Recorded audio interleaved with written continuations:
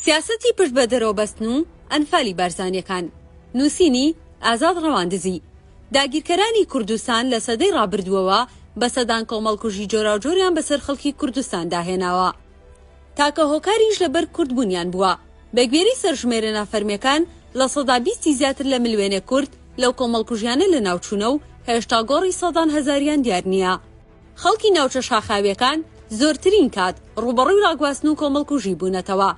بەتایبەت پرۆسەی بەدناوی ئەنفال لووتکەی ئەو تاوانانە بوو کە لە دژی گەلی کورد ئەنجام دراون. دوای ئەوەی خەڵکی ناوچە سنوورەکانی نزیک لەگەڵ باکوور و ڕۆژهەڵات لە ساڵی 1970 ڕاگوێزران بۆ کۆمەڵگە زۆرەملیەکان، یەکیش لەوانە خەڵکی دەڤەری قەزای مێرگە سوور بوون کە بە بارزانیەکان دەناسرێن. بارزانیەکان لە بنەمادا لە حەوتیرە و خێڵ پێکاتون و بەگشتی لەژێر هەژمونی شێخانی بارزاندان. شێخانی بارزان لە کۆتایی دەسەڵاتی عوسمانیەکان جموجۆڵی سیاسیان دەست پێ کردووە. دوای هاتنی ئینگلیز بۆ عێراق و دامەزراندنی دەوڵەتی عێراقی نوێ، زۆربەی کات ڕوبەڕووی دەسەڵاتێک لە دوایەکەکان بوونەتەوە. شێخانی بارزان لە تەریقەتی نەقشبەندین، بەڵام خۆشیان کۆمەڵە گۆڕانکاریان لە ناو تەریقەتەکەدا کردووە، بۆیش لە تەریقەتێکی ئاینی ئیسلام زیاتر وەک مەزهەبێکی سەربەخۆ دەردەکەون. شێخەکانی بارزان هیچ پەیوەستبوونێکیان بە شێخەکانی نەقشبەندیەوە نییە. لە هەمان کات ڕێگەنادەن هیچ شێخێکی نەقشبەندی بچێت لە دەڤەرەکەیان کاری ئاینی بکات. دیسان شێخاتی بارزانیەکان زیاتر لە سەدەیەکە بۆتە چاوگی سیاسەت و دەسەڵات، واتە شێخاتی ئاینی تێکەڵ بووە بە حیزبایەتی و دەسەڵاتداری. لە هەمان کات بۆتە ئامرازی چەوسانەوە بەسەر خەڵ و تیرە نزیکەکانی دەوروبەری بارزان. پاشان ستەمکردن بەرامبەر خەڵەکانی هەرێمی بادینان، بە تایبەتی زێباری، سوورچی، هەرکی، برادۆست، ڕێکانی و شێروانی، ئەوانە پشکی شێریان بەرکەوتووە. ئەوەش بۆتە هۆکاری شێخانی بارزان لە کەسایەتی ماڵی مەلا مستەفا کە شێخمێنیان لەگەڵ سەرجەم خێڵەکانی بادینان و سنووری هەولێر پەیدا ببێ. دوای کۆچی شێخ ئەحمەد بەرزانی لە ساڵی 1969 شێخاتی بە فەرمی لەناو بارزانەکان کۆتایی پێهاتووە. واتە نە مەلا مستەفا و نە مەسعود و کوڕەکانی هیچ پایەکی شێخایەتیان نییە. نەوەکانی شێخ ئەحمەدیش کوڕانی مەلا مستەفانەیان هێش کەسیان پایی شێخایەتی بەدەستبێنێ و کۆمەڵگەی دەڤەری بارزانی لێکۆ ببێتەوە. ئەمەش هۆکارە مەسعود و کوڕەکانی زۆرترین ناکۆکیان لەگەڵ ئامۆزاکانیان هەیە. بەتایبەت شێخ ئەدهەم و ئەیوب و شێخ بابۆ و عەبدولمەسوور و عەبدولسەلام و هەتا دوایی، چونکە ئەوانە بەخوێن بێ دەکرێت ببنە شێخ، هەرچەندە هەمویان بە لەقەب شێخن، بەڵام کەسیان تەریقەتی وەرنەگرتووە. بۆیە لە ئێستادا مەسعود بە شێوەیەکی نافەرمی لەگەڵ سەرۆکایەتی حیزبی لە هەمان کات شێخایەتی بارزانیش دەکات. لە سەرەتای ساڵانی چلی سەدەی ڕابردوو بارزانەکان بە پێشەنگاتی شێخ ئەحمەد و مەلا مستەفا کەوتنە ناو کایی سیاسی. بەردەوام چرکیان بەدەست بۆ و شەڕیان کردووە، بەڵام لە بەرەوەی لە سیاسەت کارامە و شارەزانە بوون، بۆیە لەگەڵ خۆیان سەرەتا خەڵکی دەڤەری بارزان، پاشان خەڵکی بادینان و باشووری کوردستانیان ڕوبەڕووی نەهامەتی چەرمەسەری گەورە کردوێتەوە. هەر سێ ڕژێمی ئێران و تورکیا و عێراق زۆرترین کات بارزانەکانیان لە بەرژۆندی خۆیان هەڵسوڕاندون و سیاسەتی لە دژی یەکتر و دژی پارچەکانی کوردستانیان پێکردوون. نمونەی دەستپێکردنی ناکۆکی بارزانیەکان لە دژی عێراق لە ساڵی 1961 بە ڕێگای ساواکی ئێران بووە. ئیسا پژمان بەرپرسیاری ساواک دەڵێ من شەڕم بە مستەفا بارزانی هەڵگیرسان لە ساڵی 1961. دیسان بۆ ئەوی بیسەلمێنن چەند دڵسۆزی شای ئێرانن، بۆیە لە ساڵی 1960 شۆڕژگێڕان و سەرکردەی حیزبی دیموکراتی کوردستانی ئێران سولەیمان موعینی و مەلا ئاوارە و خەلیل شەوباش دوای کوشتنیان تەرمەکانیان ڕادەستی ساواک کردوتەوە. دیسان بۆ میتی تورک سعید ئاڵچی و سعید قورمزی تۆپراخیان کوشتووە. هەروە بێتەوە بۆ خاتری دۆستاتی شای ئێران و ئیسرائیل جوڵاونەوەی ئەیلولیان هەڵوەشاندۆتەوە و کۆتاییان بە بزوتنەوەی چەکداری هێنا لە ساڵی 1975. لە دوای ساڵی 1976 بە هەمان شێوە لە باکوور و ڕۆژهەڵات و باشوور زۆرترین کۆمەڵکوژی و لە ناوبردنی بزوتنەوە سیاسەکانی کوردستانیان ئەنجام داوە. بە تایبەتیش لە باکوور کوشتنی حەقی قەرار، لە باشوور کارەساتی هەکاری، لە ڕۆژهەڵات بە ناوی دەرخستنی تەرمی مەلا مستەفا بە هاوکاری ئیطلاعاتی ئێران ڕاوە دیموکراتیان کردووە.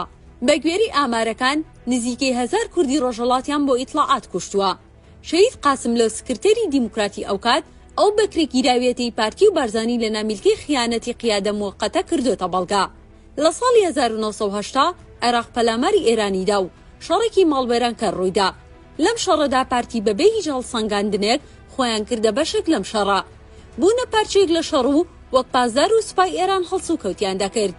بۆیش لە ئێرش و پەلامارەکانی ئێران لە ناوچەی حاجی ئۆمەران، سیدەکان و چۆمان دەکەوتنە پێش سوپای ئێران و هاوکاریان دەبوون لە کێوماڵکردنی ناوچەکان. ئەمەش وای کردبوو دوژمنایەتی ڕژەمی بەعەز بۆ کورد چەند قات زیاد بکات. لە کۆتایی مانگی حوتی ساڵی 1983 ئێران بە پشتیوانی پارتی ئۆپەراسیۆنەکانی بەناوی فەجری 1 و 2 3 دەست پێ کرد و گەیشتنە سنووری گەڵاڵە و ڕێزان. لە دیوی کێلەشینیشەوە بەرەو سیدەکان و سنووری مێرگەسوور هاتنە خوارێ. هێزەکانی سوپای عێراق توانای خۆڕاگریان نەبوو. تا لە کۆتایی سەنگەرەکانیان هێنایە قەزای سۆران و مێرگەسوور و ڕەواندز لە تۆڵەی و شکستەی تووشی هات، ڕژێمی بەعەز پەلاماری خەڵکی مەدەنی و بێدەسەڵاتی دا و لەو کۆمەڵگە زۆرە ملیانێکە خەڵکی دەڤەری مێرگەسووری لێکۆ کردبوونەوە.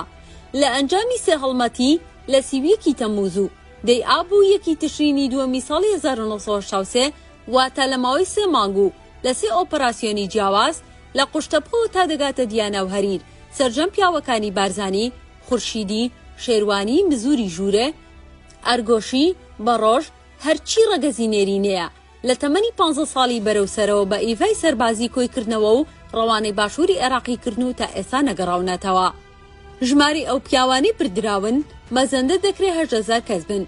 لە بەرەوەی زۆرێک لەو کەسانی ئەنفالکران کەسیان نەماون، بۆیە سەرژمێرەکان دەبێت وەک خۆی ورد نەبێ. لە بنەمادا دەوڵەتی عێراق کردەوەیەکی دژەمرۆی ئەنجام داوە، چونکە ئەو مرۆڤانە بێچەک بوون و لە ناوماڵ و خێزانی خۆیان بوون، واتە هیچ تاوانێکیان ئەنجام نەدابوو لە دژی دەسەڵات و دەوڵەت. پارتی سەرۆکاتی بارزانی بە درێژایی تەمەنیان لە سیاسەتکردن باوەڕیان بەخوان و خەڵکی کوردستان نەبووە، بۆیش بەردەوام پاڵیان داوەتەوە دەوڵەتان و بوونەتە بەکرێگیراوی ئەوان. ئەمە شۆکار بووە کە جوڵانەی کوردی لە باشوور ئیرادەی خۆی لە دەستخۆی نەبێ و بە ئیرادەی خۆی شەڕ و ئاشتی نەکا. دەبێ ئاش بەتاڵی 1975 نمونە زەق و گەورەکەیان بێت، بەڵام مێژووی ئەو حیزب ئەو سەرۆکایەتیە و هەموو شکستەکانی و سەرکەوتنەکانیشی هیچی خاوەنەکەی خودی خۆی نییە، بەڵکو لە دەرەوەبووی ساز دەکرێت. ئەنجام ئەو وەک کردەیەک یارێکی پێ ئەنجام دەدەن.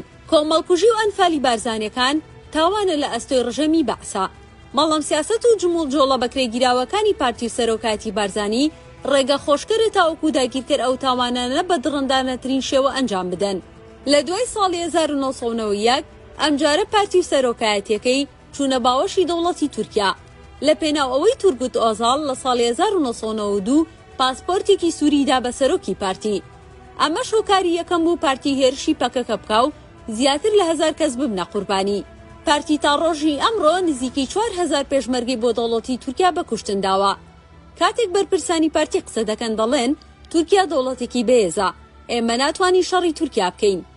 داواکاری خەڵکی کوردستان شەڕکردن نییە لە دژی تورکیا و ئێران، بەڵکو داواکاری یەکەم دەستبەرداری سیاسەتی بەکرێگیراوێتی و پەشبەستن بە دەوڵەتانی دەرەوەیە. ئەمەش بۆ مانایە نایە سوود لە هەلوو مەرجە سیاسەکان وەرنەگیرێت، پێچەوانە وەک داشیدامە بەکار نەهێنرێن. بێگومان بۆی کۆتایی بە کۆمەڵکوژی و ئەنفال بهێنرێت لەسەر خەڵکی کوردستان، کۆمەڵگەی کوردی و هێز وڵایەنە سیاسەکانی پێویستە بە چەمکی سیاسەتی نەتەوەیی و پێکەوە بە هاوبەشی جموجۆڵکردن هەیە. ئەگەر پارتی سەرۆکایەتەکەی باوەڕی هەبێ کە دەتوانێت بە ئیرادەی گەلی کورد دەکرێت سیاسەت بکرێ، ئەوە هێزەکانی تر دەمێکەوە باوەڕیان لە دروست بووە، وەک دەبینرێ دەستبەردان لە دەوڵەتانی داگیرکەری سەر کوردستان بۆ پارتی بۆتە ئەستەم، چونکە پارتی هیچ پنتێکی نەماوە. دەوڵەتانی تورکیا و ئێران و ئەمریکا و بەریتانیا و ئیسرائیل هیتر دەستیان نەخستوێتە ناو، بۆیە پارتی هێزی چەکدار بەکاردێنێ بۆ سەرکوتکردن و بێدەنگکردنی خەڵک. لە دەروی باشووریش کورداتی بە خەڵک دەفرۆشێتەوە و وانیشان دەدەن ئەگەر ئەوان نەبن کورداتی تاو دەبێ. لە ڕاستیدا پێچەوانەکەی ڕاستە، گرنگی کۆتایی هاتن بە ئەنفال و خزمەتکردن بە خەڵکی کوردستان و یەکڕیزی نیشتیمانی، ئەویش پێویست دەکا پارتی چیتر پشت بە هێزەکانی دەرەوە نەبەستێ و بێتەوە ڕیزی نەتەوەیی.